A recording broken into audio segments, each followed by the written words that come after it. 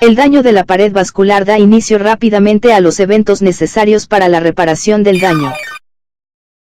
La hemostasia es un mecanismo de defensa, que protege al organismo de las pérdidas sanguíneas que se producen tras una lesión vascular. Funciones principales. Mantener la sangre en un estado líquido y fluido, que permita la circulación en los vasos sanguíneos. Suprimir la salida de sangre desde el espacio intravascular, a través de un vaso lesionado. Hemostasia secundaria. Fase en la que se produce la interacción entre sí, de las proteínas plasmáticas o factores que se activan en una serie compleja de reacciones, que culminarán con la formación del coágulo de fibrina, formándose un coágulo definitivo. Todas las proteínas y componentes celulares involucrados en el proceso de coagulación, circulan en plasma de forma inactiva en condiciones fisiológicas, controlando el proceso, evitando una coagulación generalizada. Se denominan utilizando números romanos. Durante el proceso de la coagulación serán activados y entonces se representan con el sufijo A, después del número romano. Las proteínas de la coagulación, según sus funciones o características bioquímicas, se clasifican de la siguiente forma. Factores de contacto. Factor 11, factor 12. Factores dependientes de vitamina K, factor 7, factor 9, factor 10. Proteínas, C, S. Cofactor, factor tisular, factor 8, factor 5, trombomodulina. Son componentes de los complejos enzimáticos que no poseen actividad catalítica per se, sino que actúan acelerando la velocidad de reacción de la enzima presente en el complejo, asegurando una eficiencia catalítica adecuada. Sinógenos, fibrinógeno, factor 13. Están representados por las proteínas que se sintetizan como proenzimas, que en su mayoría al ser activadas se convierten en proteasas tipo serina. Entre estas se encuentra la protrombina que es transformada en trombina. Proceso del modelo celular de la coagulación. El modelo celular se divide en tres fases: iniciación, amplificación y propagación. Fase de iniciación tiene lugar a nivel de células productoras de factor tisular, como fibroblastos o monocitos. El factor 10A.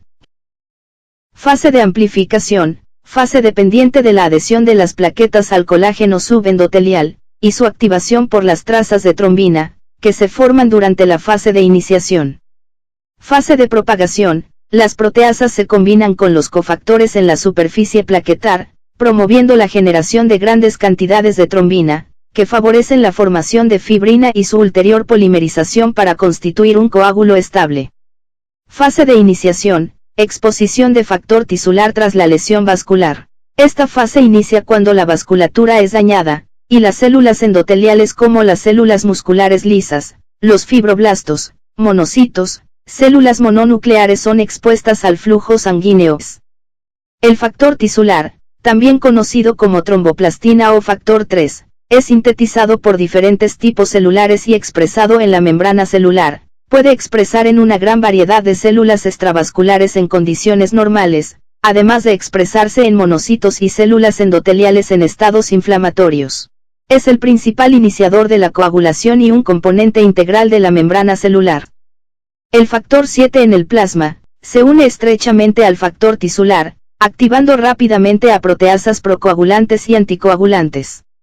El complejo factor tisular 7A puede activar al factor 10 y 9. El factor 10 activa al factor 5 y a otras proteasas no coagulantes. Sin embargo, puede ser inhibido rápidamente por la vía del inhibidor del factor tisular, o por la antitrombina 3, si abandona el ambiente protector de la superficie celular. El factor 7A es protegido de la inactivación a menos que se encuentre unido al factor tisular. Y su función principal es la de vigilar la circulación y buscar zonas donde se encuentre expuesto el factor tisular para activar la circulación. Por otro lado, el factor 10A, que permanece en la superficie celular, puede combinarse con el factor 5A, para producir pequeñas cantidades de trombina, lo cual es un paso importante en la activación plaquetaria y del factor 8 durante la fase de amplificación. Fase de amplificación. Trombina generada en células donde se expone el factor tisular. La trombina acumulada activa las plaquetas adheridas al colágeno subendotelial por un receptor específico, la glicoproteína 1A2A, y el factor de von Willebrand, que forma uniones entre las fibras de colágeno y las plaquetas para activarlas. Las plaquetas en su superficie tienen una capa de glucoproteínas que evita su adherencia al endotelio. Sin embargo, la adherencia en las zonas dañadas de la pared vascular, especialmente con las fibras de colágeno, activan a las plaquetas. Una vez activadas experimentan un cambio morfológico, empiezan a hincharse, adoptando formas irregulares con numerosos pseudópodos radiantes que sobresalen de sus superficies. Además liberan el contenido de sus gránulos, los cuales almacenan sustancias que inician el proceso de la agregación. La trombina activa el factor 5, amplificando la actividad protrombinasa y convirtiendo al factor 8 en activado, el cual funciona como cofactor del factor 9A, para mantener la generación del factor 10A. Asimismo la trombina convierte factor 11 en factor 11A. La plaqueta contiene en estos momentos factores activados además de factor de von Willebrand en su superficie. En esta fase se lleva a cabo la activación de los anticoagulantes naturales, TFPI, inhibidor del complejo TF-factor 7A, antitrombina y proteína C, importantes en la regulación procoagulante. Fase de propagación, generación de trombina sobre la superficie plaquetar. En la fase de iniciación se activan con éxito los factores 10 y 9, así como los cofactores 5 y 7, activados por las pequeñas cantidades de trombina producidas en esta fase. Después, el factor 9A, junto con el 8A, se unen a la membrana de las plaquetas, formando el complejo de tenasa. El complejo de tenasa activa al factor 10, resultando en una rápida formación de 10A, y se compone del factor 9A, 8A, 10 y calcio. La mayoría del factor 10A se forma fisiológicamente a través de la acción del complejo de tenasa y no a través de la activación del complejo factor tisular, 7A. El complejo de tenasa se cree que es 50 veces más eficiente para activar al factor 10, que el complejo de factor tisular, 8A. Este complejo produce grandes cantidades de factor 10A, el cual, a su vez, al unirse al factor 5A, sobre una superficie celular en presencia de iones de calcio, forma el complejo protrombinasa.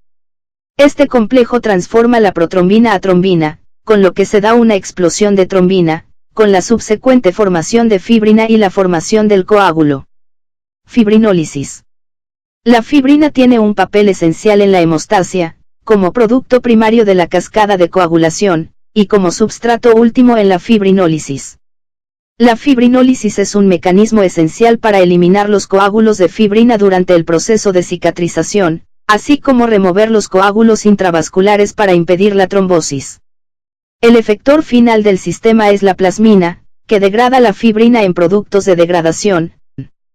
La fibrinólisis se inicia por el TPA liberado desde el endotelio en respuesta a diversos estímulos. Una vez liberado, se une a la fibrina donde activa el plasminógeno a plasmina que degrada la fibrina del coágulo. Finalmente, los procesos de hemostasia y fibrinólisis en condiciones normales guardan un equilibrio perfecto entre ellos, lo que permite mantener la integridad del sistema vascular. Cuando estos mecanismos se pierden pueden aparecer diversos síndromes que van desde la hemorragia hasta la trombosis.